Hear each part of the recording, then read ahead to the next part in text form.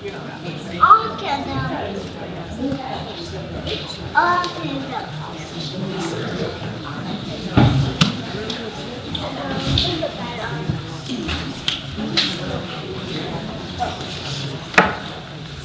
afternoon. Hi, my name is Barbara Sturgis.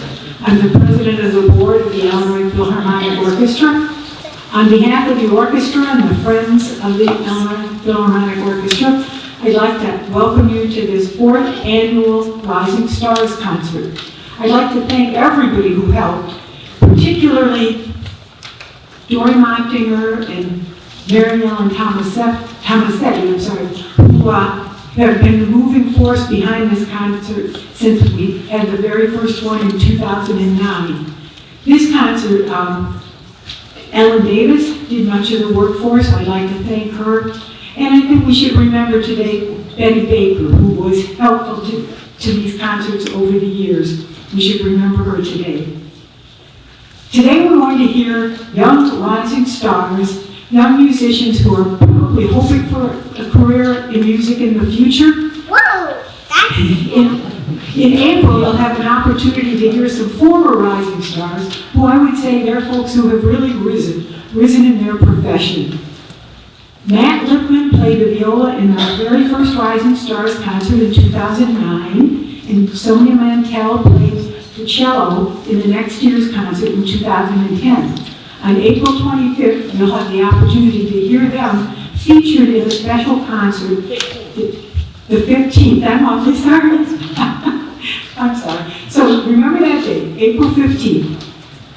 It's a concert that's being held in memory of Matt Lipman's teacher and Sonia's father, Matt Mantell, who was the principal violist with the IPO for many years. So if you don't have your tickets yet, go to iplmusic.org to get them. Now, without further ado, I'm going to introduce our MC for this afternoon, Al Jackson.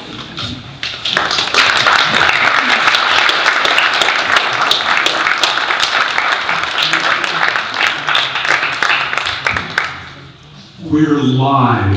Hooray.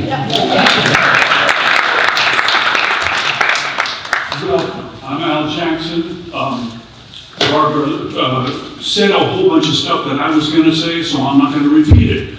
The first thing I'm going to tell you, though, is that we are going to start the program with a change in the program.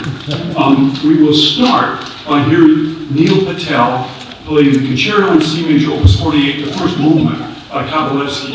Kabalevsky lived in Russia 1904 to 1987, which means he experienced the Russian Revolution in 1917 and almost got to experience the fall of the Berlin Wall and the dissolution of the USSR in 1989. You should know that. While yet a student at the Moscow Conservatory, Kabalevsky was teaching in a music school and could see that there was insufficient material for children to learn music. That turned out to be something of a turning point in his career, because from that point onward, he began decidedly to write music for young people in order for them to master their instruments. One of those pieces was Violin Concerto in C Major. And I must say that although it is listed as a youth work in his output, it is anything but child's play. We're going to hear Neil Patel play that, and actually subbing for the Moscow Philharmonic today is his accompanist, Dr. Christina.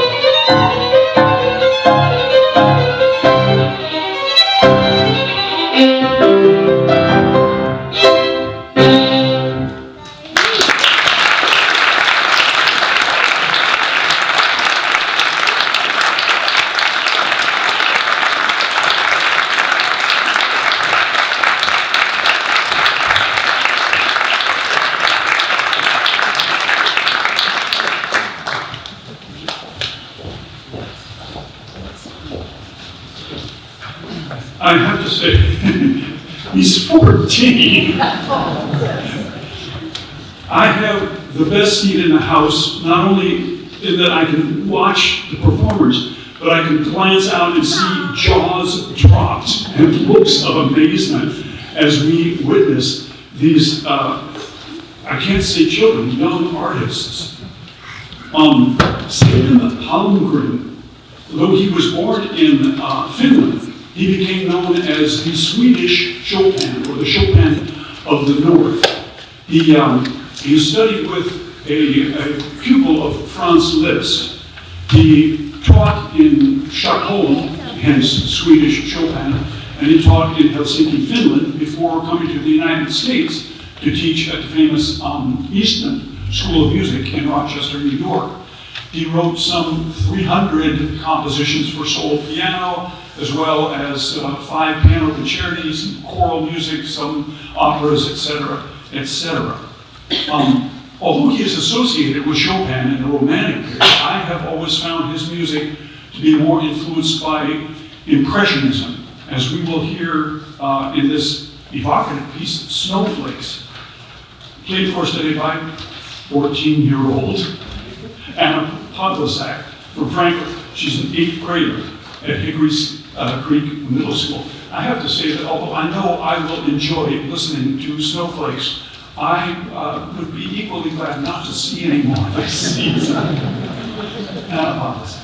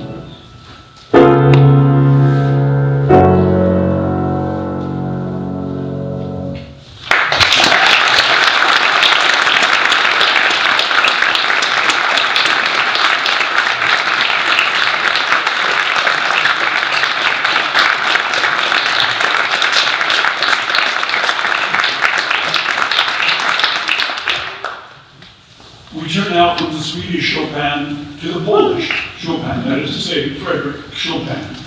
And there is probably no other composer so intimately and directly associated with the piano than Frederick Chopin. There is absolutely nothing in his entire output that does not include the piano, even if it's only an accompanying instrument. His life was brief, 1810 to 1849. It was unhealthy. He died of tuberculosis, and it was largely unhappy, as is evidenced by his on-again, off-again relationship with a number of women, the last of which was Aurora Dudon. In spite of all of this, in spite of the fact that he only gave maybe 30 concerts in his life, he died as the best-known pianist of his day and really the founder of modern piano technique. Rather than the concert hall, he much preferred smaller, more intimate venues, kind of like the one that we are in right now. And his favorite was what was called salon concerts, saloon concerts, that is to say, in someone's living room, his own or somebody else's. And he loved giving those. His, well, we will hear two pieces today, two pinnacles of the literature, both by Chopin. Right now, we will hear one of the rising star elder statesmen. That is to say, he's 17. Matthew Wells is going to play Chopin with a Scherzo No. 2, Opus 31. The literal translation of Scherzo is a joke, but this is no joke, as you will hear. Now.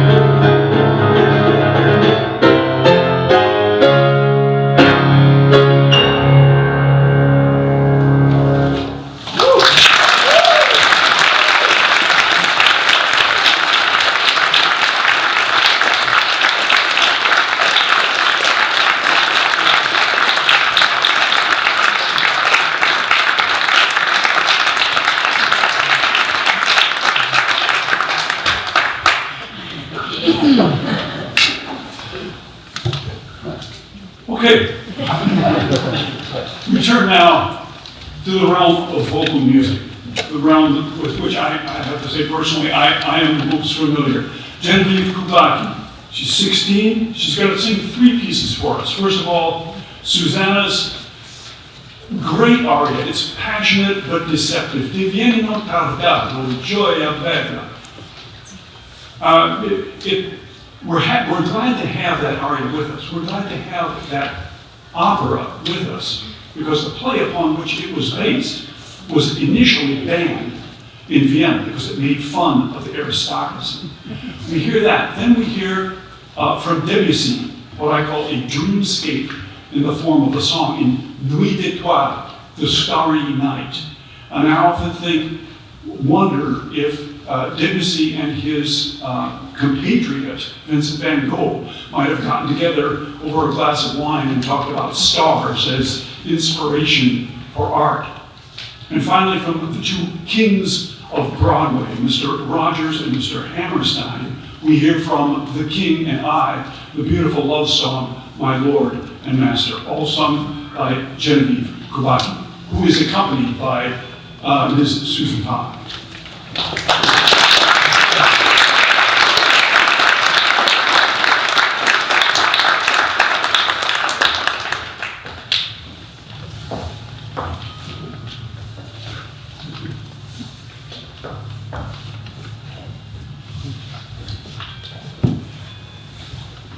I don't know if you can hear, we're going to let the bells ring before she starts.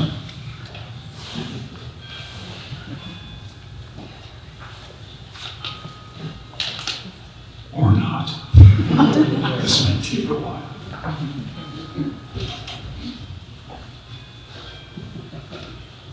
I asked that they be turned off. Yeah, that's all right.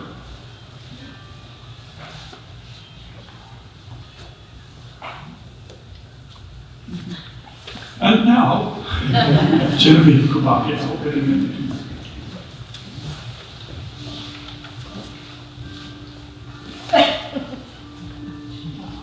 We're going to go ahead. Listen.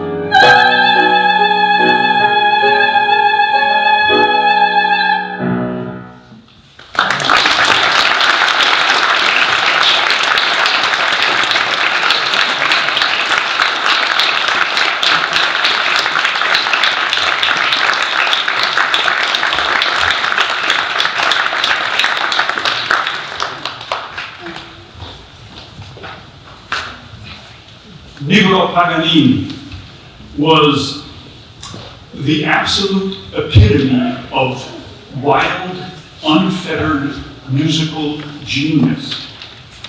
Born in 1872, he lived till 1782, he lived to 1840. He died the most celebrated violin virtuoso of his day, and some would say of any day. And his fame as a musician was rivaled only by his reputed wild lifestyle, which I will not chronicle here because there are children present. Although he was decorated by the Pope Pio in 1827, popular legend had it that Paganini's superhuman talent came from the fact that he had sold his soul to the devil.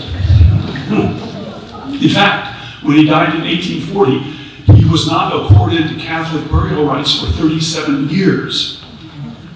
One of Paganini's favorite compositional forms was a theme and variation. And in choosing that, he would afford himself the best vehicle for his own virtuosity. Each variation would be more complex and more difficult than the one before, until people would actually begin to believe that he may have had dealings with the underworld, which brings us, of course, to Dominic Travis. Now, I rather doubt that 15-year-old Dominic Travis has had any truck with the evil one, but I will say that his virtuosity in negotiating the variations in Paganini's devilishly difficult 24th Caprice are certainly enviable. Dominic.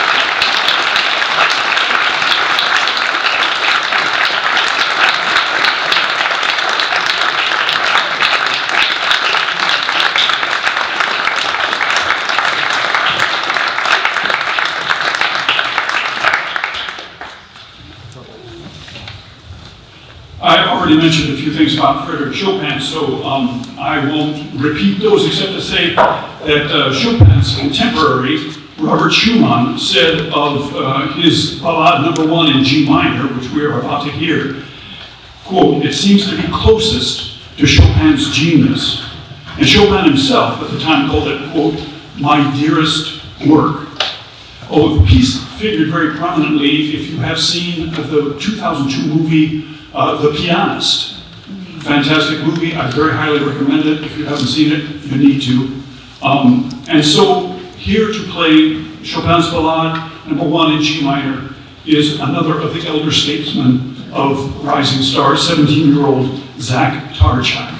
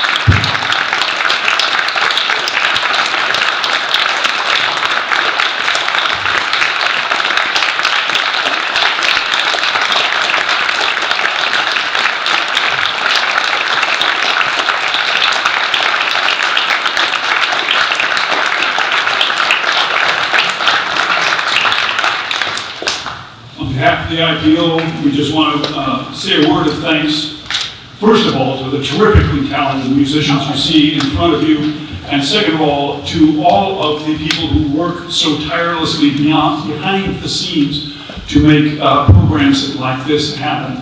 Special thanks we want to accord to the pastor, the staff, the congregation of Flossmoor Community Church, who allows us to use these beautiful facilities year after year. It gives us great hope and joy to see that in spite of difficulties played out on the national and global scene, that talent and hard work and dedication and maturity are certainly to be evidenced in the Chicago and Northwest Indiana region. Thank you for being here. I believe there is a reception in the back. I also want to say, please come to the other events in the season of the Illinois Philharmonic, and we wish you lots of health, blessings, happiness, and plenty of music. Thank you all so much.